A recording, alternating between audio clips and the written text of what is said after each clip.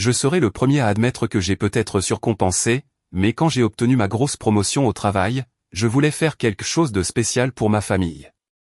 Je suis l'aîné, donc il y a toujours eu cette attente tacite que si je réussissais, je m'occuperais de tout le monde. Et cette année, j'ai vraiment réussi. J'ai décroché un salaire à 6 chiffres, pulvérisé mes objectifs et même commencé à m'intéresser à l'investissement. Alors je me suis dit, pourquoi ne pas fêter ça? Une semaine au paradis semblait parfaite. J'ai choisi Tahiti parce qu'il y en avait pour tous les goûts, des plages immaculées, des spas de luxe, une plongée avec tuba incroyable et des couchers de soleil à couper le souffle. Ce n'était pas le voyage le plus extravagant, mais c'était très cher. J'ai tout payé, les vols, l'hébergement, les activités, la nourriture. J'ai même invité mes parents et mes sœurs jumelles, Isabella et Jessica. Elles ont 22 ans, sortent tout juste de l'université et sont encore en train de se chercher, alors j'ai pensé qu'elles pourraient avoir besoin d'une pause. Quand j'ai présenté l'idée pour la première fois, elles étaient toutes partantes. Ma mère a même dit, « Tu es si gentil de prendre soin de nous comme ça. » Mon père a acquiescé, ce qui est pratiquement une explosion émotionnelle pour lui. Isabella et Jessica étaient ravies. Elles ont commencé à m'envoyer des TikTok d'endroits à Tahiti qu'elles voulaient visiter, comme les bungalows sur pilotis et les centres de dauphins. Un mois plus tard, nous étions dans un avion pour le paradis. J'avais l'impression de faire quelque chose de bien, de les rembourser pour toutes les fois où ils m'avaient soutenu, ou fait semblant. Tahiti était tout ce que j'espérais. L'eau était cristalline, la nourriture était incroyable et l'hôtel, bien que ce ne soit pas le Ritz-Carlton, était sacrément bien. Pendant les 2 premiers jours, tout semblait parfait.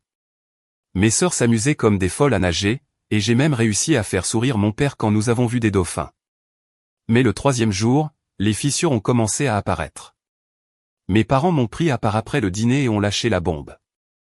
Tu sais, c'est bien ici, a commencé ma mère, mais nous voulions vraiment aller à Hawaï. J'ai cligné des yeux, ne sachant pas si j'avais bien entendu.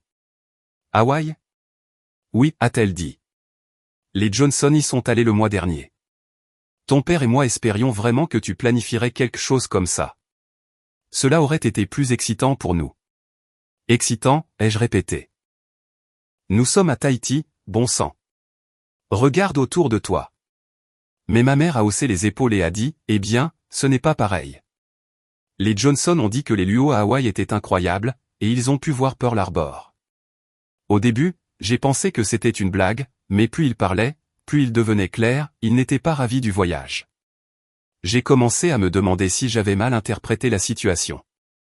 Pourtant, j'ai fait abstraction. Je n'allais pas laisser une petite grogne gâcher les vacances. Du moins, c'est ce que je pensais. Les choses n'ont fait qu'empirer à partir de là. Le lendemain matin, j'ai essayé de rétablir l'ambiance. Nous avions une excursion d'observation des baleines réservée, et je me suis dit qu'une fois que nous serions sur l'eau, tout le monde se détendrait. Isabella et Jessica étaient toujours excitées, alors au moins je les avais de mon côté. La visite était incroyable, des baleines qui bondissaient, le guide qui racontait des faits intéressants, tout ça. Je n'arrêtais pas de regarder mes parents, attendant qu'ils disent quelque chose de positif, mais ils étaient surtout silencieux. Ma mère a finalement murmuré, « Eh bien, Hawaï a aussi des dauphins. » À l'heure du déjeuner, la tension était palpable.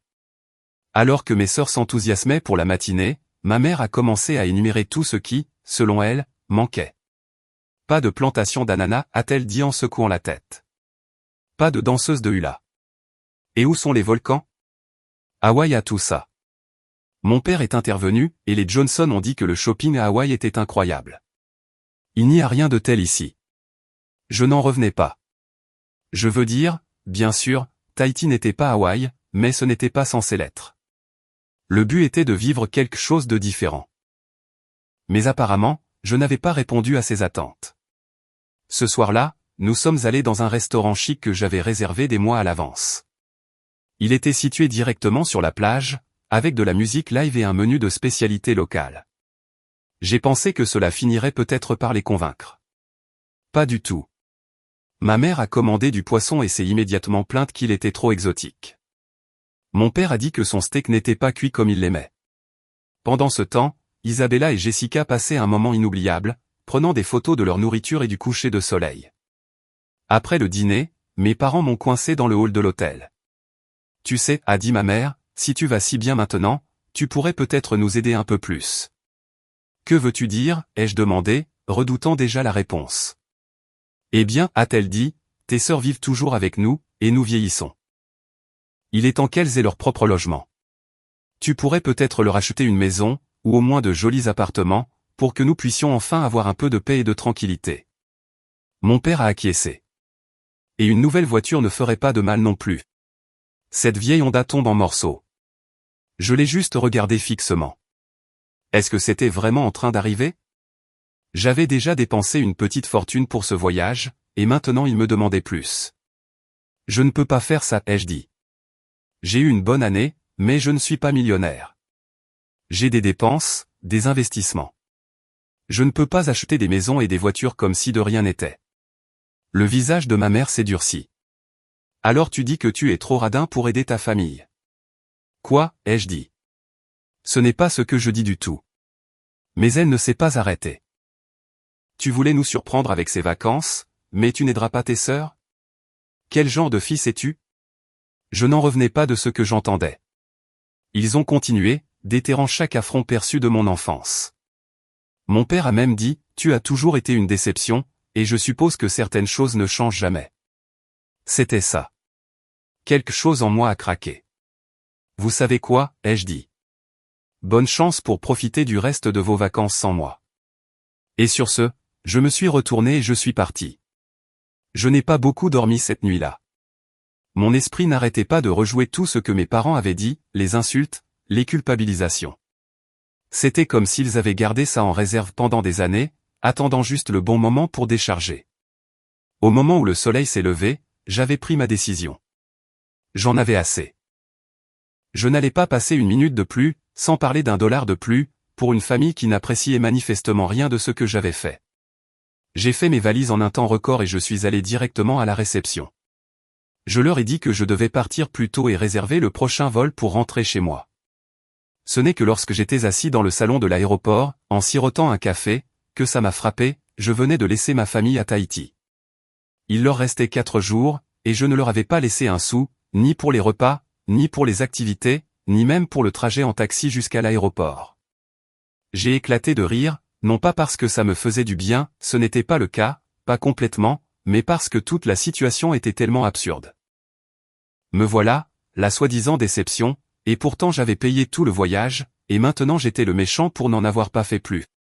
Le vol de retour a été merveilleusement calme, pas de commentaires passifs-agressifs, pas de culpabilisation, juste moi, un film et la conscience d'avoir pris position pour moi-même pour la première fois depuis des années.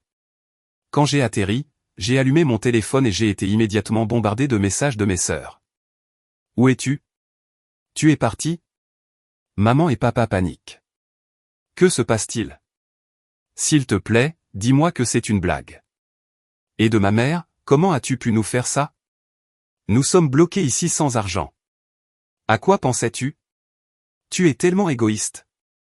Tu as gâché ce voyage. Je n'ai répondu à aucun d'eux. Je me suis dit qu'ils pouvaient se débrouiller. Au pire, ils pouvaient appeler un ami ou utiliser une carte de crédit. Ils n'étaient pas impuissants, peu importe à quel point ils voulaient agir de la sorte. Au cours des jours suivants, j'ai reçu des nouvelles occasionnelles de mes sœurs. Apparemment, elles en profitaient au maximum, se prélassant au bord de la piscine, faisant des folies avec le service d'étage et faisant tout payer à l'hôtel. Au moment où ils ont pris l'avion pour rentrer, la facture d'hôtel était astronomique. Isabella et Jessica avaient fait une virée shopping, et mes parents avaient accumulé des frais pour chaque petite chose. 4 jours plus tard, ils étaient tous de retour à la maison, et c'est là que le vrai drame a commencé. Quand je suis rentré chez moi, je savais que ce n'était qu'une question de temps avant qu'il y ait des comptes à rendre. Effectivement, pendant les jours qui ont suivi son retour de Tahiti, ma mère m'a appelé et m'a demandé de venir. Son ton était doux, mais je pouvais entendre la tempête qui se préparait en dessous. J'ai hésité à l'ignorer, mais j'ai pensé qu'il valait mieux faire face à la musique et en finir. Quand je suis entré dans leur maison, ma mère et mon père étaient assis sur le canapé, comme s'ils avaient répété cette confrontation toute la journée. Isabella et Jessica étaient là aussi, faisant défiler leur téléphone et essayant d'avoir l'air désintéressés. « Assieds-toi » a dit ma mère en me montrant la chaise. « D'accord » ai-je dit en croisant les bras.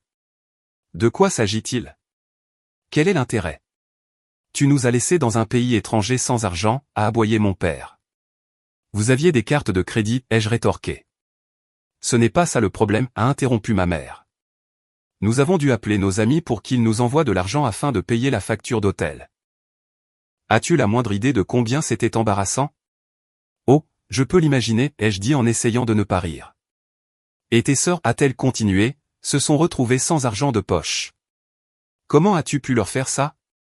Attendez, ai-je dit en me tournant vers Isabella et Jessica. Vous avez fait du shopping, n'est-ce pas? Et vous avez commandé le service d'étage tous les jours? Jessica a haussé les épaules. On s'est dit que tu paierais. Tu nous as invités, tu te souviens? Je n'en revenais pas. Elles ne voyaient même pas ce qu'elles avaient fait de mal. J'ai dépensé des dizaines de milliers de dollars pour ce voyage, ai-je dit, des dizaines de milliers de dollars. Et vous vous êtes tous plaints tout le temps parce que ce n'était pas Hawaï. Ensuite, vous m'avez traité de radin et d'égoïste pour ne pas avoir acheté de maison et de voiture et Dieu sait quoi d'autre. Qu'est-ce que vous vous attendiez à ce que je fasse? Nous nous attendions à ce que tu agisses comme un membre de la famille, a dit mon père. Vraiment, ai-je rétorqué. Parce qu'une famille ne vous traite pas de déception ou de loser quand vous faites de votre mieux. Une famille ne vous traite pas comme un distributeur automatique de billets. Il y a eu un silence tendu, puis ma mère a dit, nous pensions juste que tu voudrais nous aider. Tu as toujours été si généreux. C'est le problème, ai-je dit. J'ai été trop généreux. Je vous ai donné tout ce que je pouvais pour ce voyage, et ce n'était toujours pas assez. Alors je suis parti, et honnêtement, je ne le regrette pas. Mon père a claqué sa main sur la table basse. Tu penses que tu es meilleur que nous maintenant, n'est-ce pas? Juste parce que tu gagnes un peu d'argent? Je ne pense pas que je suis meilleur, ai-je dit. Je pense juste que je mérite un peu de respect. Et si vous ne pouvez pas me donner ça, alors je n'ai pas besoin d'être ici. Je me suis levé pour partir, mais ma mère m'a frappé avec quelque chose que je n'avais pas vu venir. Attends, a-t-elle dit, avant que tu ne partes, nous devons te montrer quelque chose. Elle a sorti son téléphone et a commencé à faire défiler, puis elle me l'a tendu. Sur l'écran, il y avait une photo d'une toute nouvelle Mercedes garée dans son allée. Tu plaisantes, ai-je dit. On devait la voir, a dit mon père. La Honda tombait en morceaux, et comme tu ne voulais pas aider, nous avons utilisé l'argent que ta grand-mère nous avait laissé. Le fait est que ma grand-mère avait laissé cet argent à nous tous, y compris moi, Isabella et Jessica. Il était censé être divisé équitablement, mais évidemment ce n'était pas le cas. J'ai regardé fixement la photo de la Mercedes sur le téléphone de ma mère, la mâchoire serrée. Grand-mère avait laissé cet argent pour nous tous, ai-je dit, la voix froide. Eh bien, nous en avions besoin, a répondu mon père. Tu te débrouilles bien sans de toute façon. Pourquoi ne devrions-nous pas l'utiliser? Avant que je puisse répondre, Isabella a ajouté, en fait, ce n'est pas toute l'histoire. Elle a regardé Jessica, qui avait l'air mal à l'aise. Que veux-tu dire, ai-je demandé en plissant les yeux. Isabella a hésité, puis a dit, maman et papa n'ont pas seulement utilisé l'argent de grand-mère pour la voiture. Ils en ont aussi utilisé une partie pour payer la facture d'hôtel après ton départ. Quoi? Jessica a bondi, visiblement contrariée. Nous ne l'avons découvert que parce qu'Isabella les a surpris au téléphone avec la banque. Ils ont vidé presque tout le compte. Attendez une minute, ai-je dit, essayant de comprendre. Le compte était censé être divisé équitablement. Vous deux n'avez rien eu? Jessica a secoué la tête. Non. Et quand nous avons demandé, ils ont dit que nous n'avions pas besoin de l'argent tout de suite et que c'était pour le bien supérieur de la famille. Je me suis retourné vers mes parents, en colère. Alors, laissez-moi bien comprendre. Vous m'avez traité de radin, vous m'avez insulté pour ne pas avoir jeté plus d'argent sur vous, puis vous avez volé à vos propres filles? Ce n'était pas du vol, a rétorqué ma mère. Nous sommes leurs parents. Nous savons ce qui est le mieux pour elles. Isabella a croisé les bras.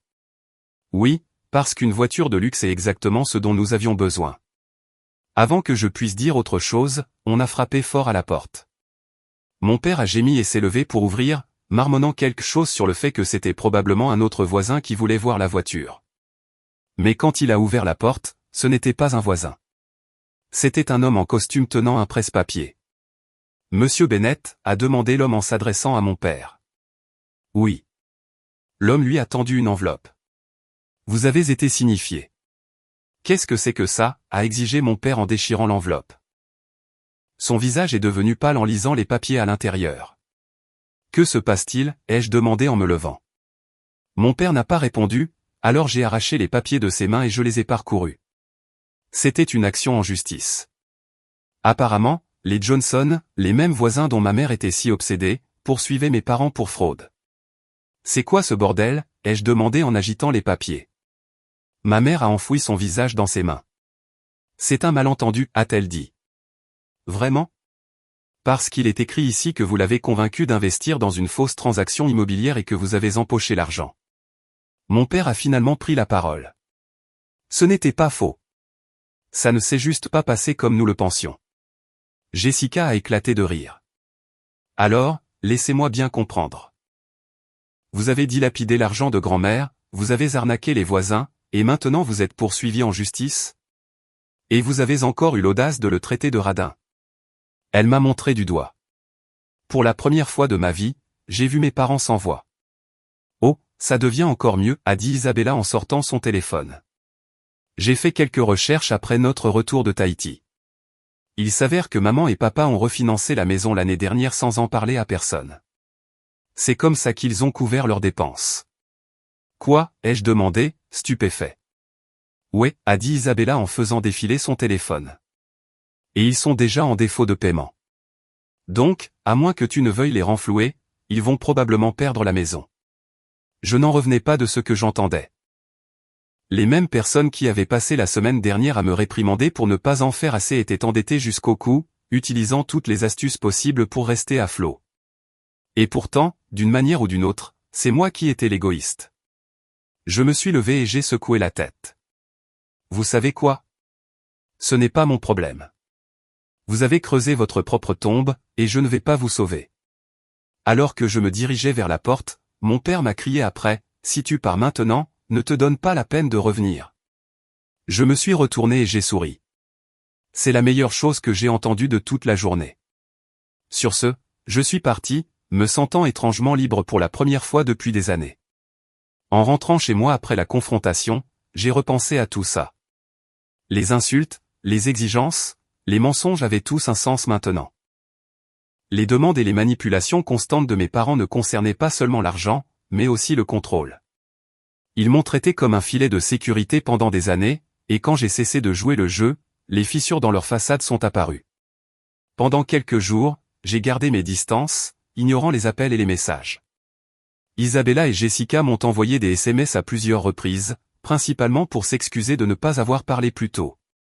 Ce n'était pas de leur faute, mais il était clair qu'elles commençaient à voir l'ensemble du tableau. Pendant ce temps, j'ai réfléchi à la raison pour laquelle les choses avaient dégénéré comme elles l'avaient fait. J'avais passé tellement de temps à essayer de faire mes preuves auprès de mes parents, espérant que si j'accomplissais suffisamment de choses, ils finiraient par me traiter avec respect. Mais la vérité était qu'aucune somme d'argent ou de succès ne serait jamais suffisante pour eux. J'ai décidé qu'il était temps de fixer des limites. Le week-end suivant, j'ai invité Isabella et Jessica à déjeuner. Elles avaient l'air hésitantes quand elles sont arrivées, s'attendant probablement à ce que je leur fasse la morale. Au lieu de cela, je leur ai dit la vérité. Écoutez, ai-je dit, je ne peux pas changer maman et papa, et je ne vais pas continuer à essayer. Mais je me soucie de vous, et je veux vous aider à sortir de cette maison. Elles ont échangé des regards surpris. Que veux-tu dire, a demandé Jessica. Je veux dire que je vais vous aider à emménager dans votre propre logement. Une location, rien de tape à accent grave-l'œil, mais quelque chose où vous pouvez repartir à zéro. Vous méritez la chance de comprendre votre vie sans que maman et papa vous respirent dans le cou. Elles étaient stupéfaites. Isabella a eu les larmes aux yeux, et Jessica s'est contentée de me regarder sans voix. Tu ferais vraiment ça pour nous, a demandé Isabella. Bien sûr, ai-je dit. Mais il y a un piège. C'est une chose ponctuelle. Je vais vous aider à démarrer, mais après ça, vous vous débrouillez seuls. Il est temps pour nous tous de nous débrouiller seuls. Elles ont acquiescé, toutes deux ayant l'air plus soulagées que je ne les avais jamais vues. Au cours des semaines suivantes, je les ai aidées à trouver un appartement abordable de 2 chambres non loin de l'endroit où je vivais. J'ai couvert le dépôt de garantie et le premier mois de loyer et j'ai même ajouté quelques éléments de base comme des meubles et des ustensiles de cuisine. Ça faisait du bien, mais ça avait aussi l'air définitif. Il ne s'agissait pas de les lier à moi avec une autre obligation, mais de leur donner la liberté pour laquelle je m'étais battu si dur. Le jour du déménagement, alors que nous déballions des cartons, Jessica a demandé « Pourquoi fais-tu tout ça ?» Je veux dire, après tout. J'ai hésité, puis j'ai décidé de leur dire la vérité. Parce que je commence ma propre famille maintenant, et j'ai besoin de me concentrer sur ça. Mais je veux aussi m'assurer que vous allez bien toutes les deux. Elles se sont toutes les deux figées. Attends, quoi? Ta propre famille, a demandé Isabella. J'ai souri. Oui. Je vois quelqu'un depuis un certain temps.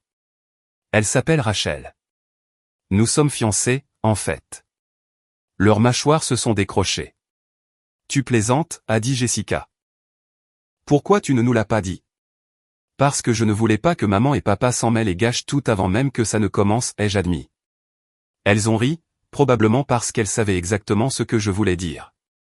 Alors que nous terminions de déballer, j'ai ressenti une sensation de paix que je n'avais pas ressentie depuis des années. Mes parents pouvaient garder leurs drames et leurs mauvais choix. J'en avais fini d'essayer de nettoyer leurs dégâts.